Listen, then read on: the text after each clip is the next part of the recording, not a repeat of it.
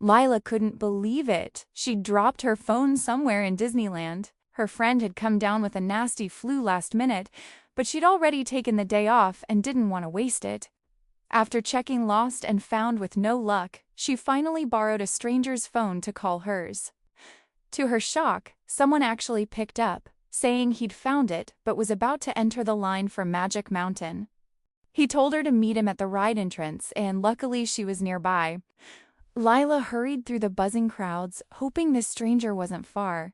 What she didn't expect was to come face to face with a tall, muscular, tattooed guy wearing a bright, goofy hat. It was unexpectedly adorable. He held out her phone, smiling warmly, and she felt a flutter of relief and something else she couldn't quite name. After thanking him profusely, she mentioned she was planning to ride Magic Mountain too, and he said he didn't mind waiting together. They moved into line, and somehow the long queue felt short. Maybe it was the easy conversation, or maybe it was the way he made her laugh. He introduced himself as Mark, visiting solo for a break from work.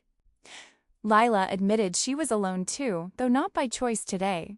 As they climbed into the ride car, she noticed he was calmer than she felt. He joked that roller coasters were easier than the Monday meetings he faced. She laughed more than she meant to, her nerves evaporating.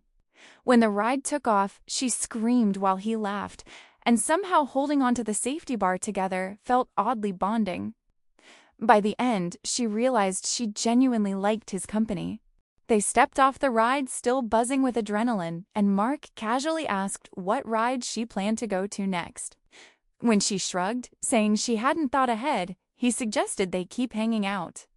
"No reason to Disney alone if you don't have to," he said with that warm grin. She agreed instantly.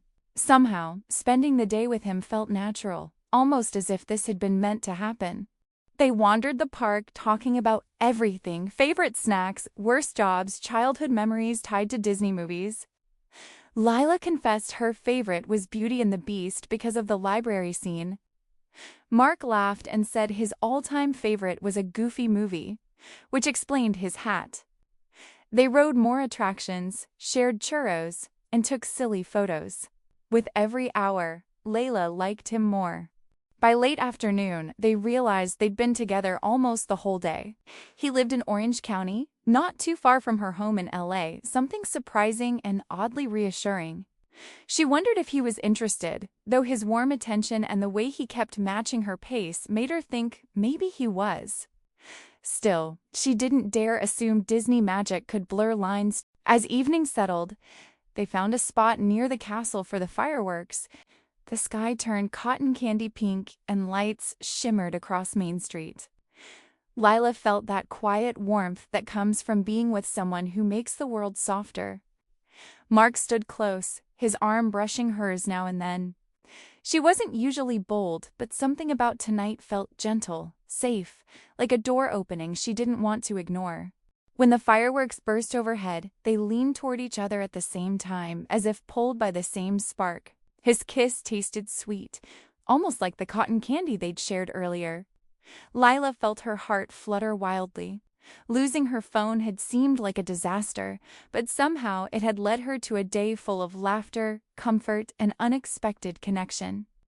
Maybe magic was real after all, and maybe so was this. The end.